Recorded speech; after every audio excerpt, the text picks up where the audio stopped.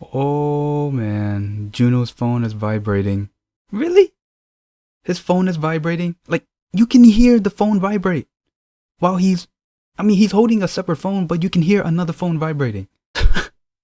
Ikon Pakseroy, Itaewon class. Like a North Korean soldier. Oh my god, it's so good. Yo, Yeong Oon is going to stab Vincenzo in the back. He's definitely, man, he's going to be an enemy. Man, this was a good episode. First off, the beginning of the episode definitely had me on the edge of my seat, and I did call it in the last review. They were gonna play it off, even though ChaYeong and Vincenzo were looking at Junwoo. They were gonna play it off, and they did. Well, in the beginning of the episode, but then later on they found out. Now, with this episode, we had moments where they kind of hinting that will lead to certain situations. Now, one example would be Yeong Oon.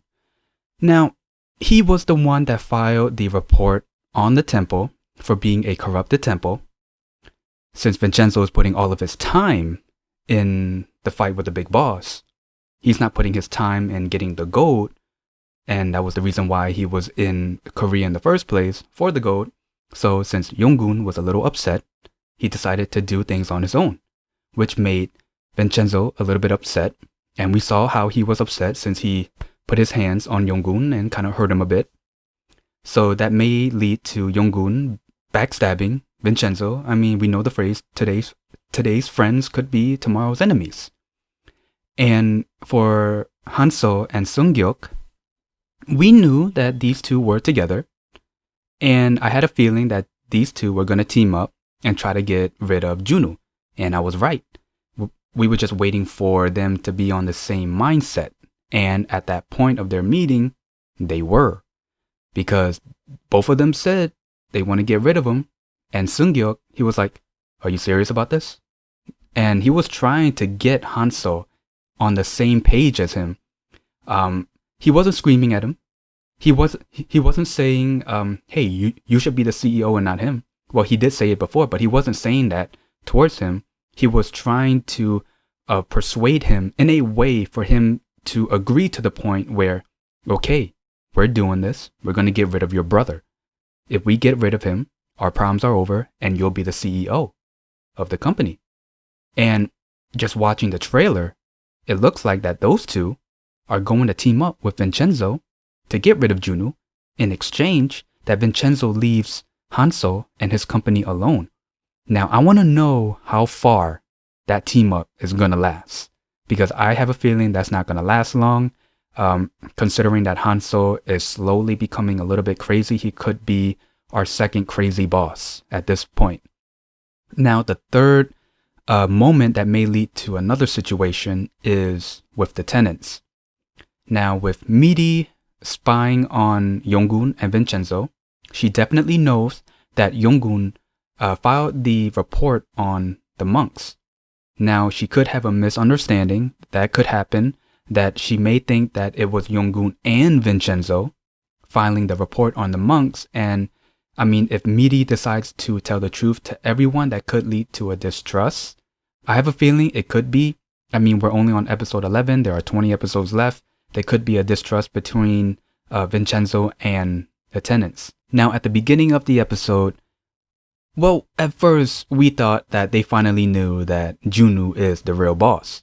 That's what we thought the goon on the ground told Vincenzo. And when Vincenzo and ChaYeong were looking at Junwoo, again, that's what we thought. But what the goon said was that my boss is Han Seok. And when I saw that name, I was like, wait a minute. Isn't that the brother that was in the US? And yeah, it is. And how is that Junwoo? Now, here's my assumption. And I think it's an obvious assumption, and I think it's the same assumption that everyone will have after watching this episode, is Junwoo is the fake one. So I guess that Han Seok created this fake Junwoo personality and person, and he is the real Jang Han Seok, the real boss. So that's what I'm assuming, and it could be right. Now, when they were looking at Junwoo, again, we thought that, the truth was revealed. But really, it wasn't, technically, if you think about it. So Vincenzo decides to call Han Seok's phone. And Junwoo's phone is in his coat pocket. Well, I should say that's his business phone. is vibrating. Vincenzo hears it as he's walking closer to Junwoo. And I'm like, oh man, it's getting serious now. Here we go, here we go. And then Vincenzo didn't really think much of it. And he says, hey, your phone is ringing. You're not going to pick it up? Junwoo decides to take his other phone and says, no, my phone is not ringing. As we hear the other phone, well, it wasn't ringing, it was vibrating. So Junwoo takes out his other phone as we hear another phone vibrating. You know what I mean? It's like, come on, guys, come on. You know what I mean? But yeah, but then after that, Junwoo decides to call the police. But then Sudam, and I forgot the other guy's name again, man. But anyway, they said, you shouldn't report this to the police. And when I saw that, I'm like, yo, they saved your butt, Junwoo. You would have been caught. You probably would have been killed at that moment. And if that happens, that would have been a quick drama. But anyway, yeah. So Junwoo drives off, pissed off, screams. He takes his business phone, throws it on the ground, breaks it. And he's pissed off because he got outsmarted by Vincenzo again. And now fast forward, Vincenzo and ChaYeong with now the two guys that Vincenzo shot. I forgot their names again. I think one of them, his name is Mr. Pyo, I think. But yeah, it was like back in episode whatever. But yeah, they're basically Vincenzo's goons now. So with their help, they pretty much interrogated the goons that they caught. And ChaYeong just asked him questions like, the killing of Director Gil, the burning of the villa, the murder of the victims' families. That was all you guys, wasn't it? And they pretty much confess. And they confessed that they were ordered by their boss, Han Seok. ChaYeong, so pissed off, so angry, she decided to take the controller device to activate the gas and just turn it on high. And just to make them suffer. And just seeing ChaYeong act that way, and yeah, she was really pissed off that the family's victims, well, the victims of the families, they died and they didn't deserve to die. And ChaYeong was fighting for them too. And she was so pissed off and wanting to kill them, definitely wanting to kill them. We are definitely seeing the character development of ChaYeong, because the more she hangs out with Vincenzo, more of his mafia ways are starting to rub on her. Because ChaYeong was, yeah, like at the beginning, ChaYeong was this like goofy, almost like playing by the book type of character. Almost. I say almost. But because now she's hanging out with Vincenzo more, it's almost like we're seeing another Vincenzo, which I find really, really interesting. And if this is their plan on ChaYeong, hey, I'm for it. And I can't wait to see how she develops, you know, because this is just amazing. And then for the goons that died in the van, they just told the other two to just have the van drive off into the lake while they're pretty much dead in the van. And yeah, wow. It was just the last thing that Vincenzo said as we saw the van go towards the lake was, I'm showing mercy. I am giving them a less of a punishment than they deserve. So pretty much, he will kill you, just not as painful.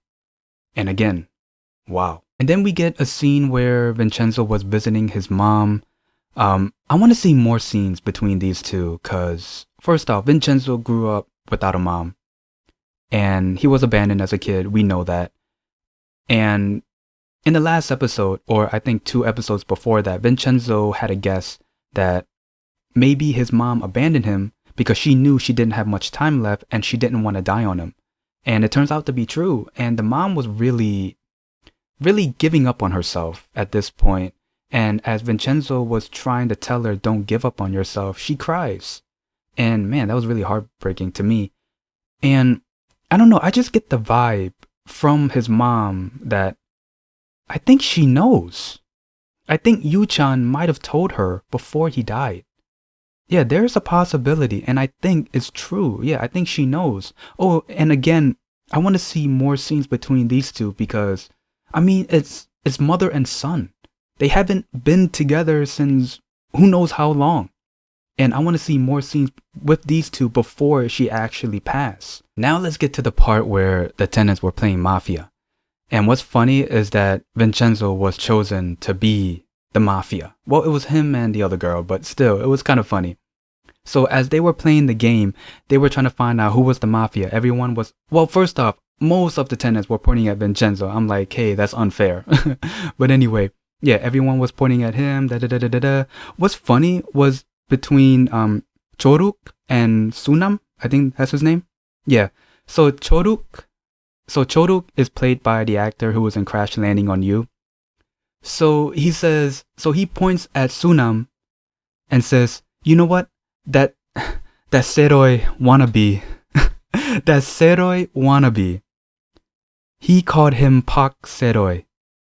Yo, that came out of nowhere. He said, I think that Park Seroy wannabe is a mafia. I'm like, they just gave a Itaewon Class shout out.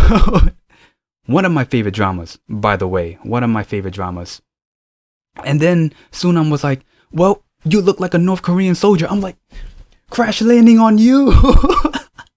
It was so good. Small stuff like that is just so funny. And I love that. Like, when I first saw Sunam, I did get the impression that, wow, he looks a little bit like Park Seroy.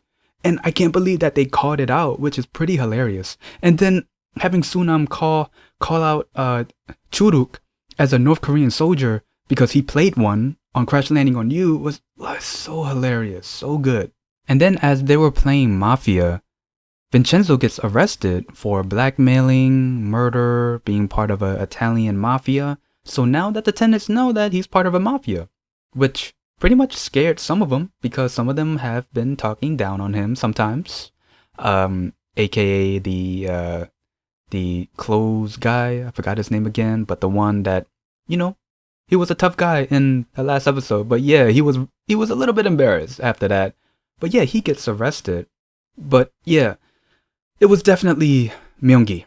You know, she got the pictures. Those were evidence. Those were kind of real evidence, though, to tell you the truth, to have Vincenzo arrested. But because it wasn't really enough evidence to have fingers pointed at Vincenzo.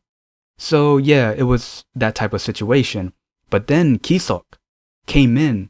First off, he came in, flipped the bottom of his jacket, kind of like Michael Jackson.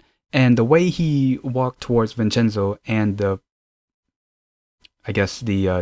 detectives, it was almost like that same vibe that Vincenzo had. You know, every time he would walk into a courtroom, he had that vibe. And he pretty much came in like a hero and got Vincenzo out. And then eventually he told Vincenzo that I've been spying on you. And what's funny is that Ki-seok didn't do anything when he was spying on Vincenzo because we know that he had the impression that Vincenzo was trying to erase his sins. Because, I mean, Ki-seok came in kind of a good timing, but at the same time, not a bad timing. Because when Vincenzo was at the temple, he was trying to find a good place to locate the gold. And, you know, certain things happened and it made it look like Vincenzo was a religious person and tried to turn to Buddha to forgive his sins, which was pretty interesting. And that leads to Ki-seok pretty much helping him in the end. Now, as they were looking at the pictures, Vincenzo figured out that, whoa, no prosecutor couldn't gotten these photos. It had to be an informant. And it was a Korean man named, what's his name again? Sang-yoon. So Sang-yoon, he was pretty much an informant. He did reside in Europe, but now he's in South Korea. So eventually Vincenzo, and his goons caught him, tied him up, and interrogate him. Sang-yoon kind of played it off like this tough guy, you know, everything that he did. Well, everything that Vincenzo was going to do, he's not going to be intimidated. But what he didn't know how crazy Vincenzo can be and his mafia ways. So what Vincenzo decides to do was to scare him and play Russian roulette with the gun. One bullet in the chamber, spin, point it at himself, point it at him. First round, tie. Again, second round, tie. Third round, tie. And then eventually he does give in and says, okay, I know who Han Seok is. It is a lawyer from Usang law firm and it's Junwoo. And as he found out, we see that ChaYeong is with Junwoo right now, drinking and, you know, just talking. And Vincenzo calls ChaYeong and says, hey, your intern, your friend, Junwoo, he is Jang Han Seok. And then ChaYeong, surprised, of course, and she asked him, so, what are you going to do? Are you going to stick to the plan? Looks like yeah, he's gonna stick to the plan. Because remember what Vincenzo said, I think in the last episode, that he's not only going to make the person pay for everything that they've done, he's gonna kill him. And that's what we see. Vincenzo is at Junu's place. I'm gonna call him Junu from now on, because we're in episode 11. We're too far in. There's no way I'm calling him Han Seok. Well, sometimes I'll call him that. But anyway, Vincenzo is at his place, points a gun at him, tells him to kneel, and then finally calls out Jang Han Seok. And then Junu, of course, not portraying the fake Junu, he grabs the gun, points it, like he grabs it closer to him and says, "Kill me, go ahead." And then, of course, tension rises, and then we just hear a gunshot. Obviously, he didn't shoot him. That's pretty obvious. I think the gunshot is from Hanso because he is practicing. And first off, Seung-gyuk, I did not expect him to be an excellent marksman. Dang, I don't want to cross his path. Trust me. But yeah, that's pretty much the end of the episode. I had a feeling that it was going to be a one-on-one thing between Vincenzo and Junu. I just thought that ChaYeong was going to be the one left out. But yeah. Now I'm wondering how ChaYeong is going to act in front of Junu. Is she going to play off like she doesn't know? Could be. Then with the team up between Hanso, Seung-gyuk, and Vincenzo, well, we know that isn't the trailer, but I want to know how long that's going to last. Because, I mean, Vincenzo has done a lot of things to make the company look bad, so for a team up, yeah, maybe team up now to get rid of the same problem, but then once Hanso becomes the problem, there's a possibility of the teaming up could lead to another fight. This was a good episode. That was pretty much the gist of my review for this episode. If there's anything I might have missed, please leave it in the comments below. This was really good. Had me at the edge of my seat at the beginning, made me laugh in the middle, got real serious in the end. It was really good. I like it. This drama has definitely entertained me again and again and again, and I can't get enough of it. Every time, like, I would have to wait 1 week just for another episode. Like, I'm like, oh, I want to know more. I want to watch more. But anyway, yeah, so if you guys like my review, leave a like, comment down below, and subscribe. See ya.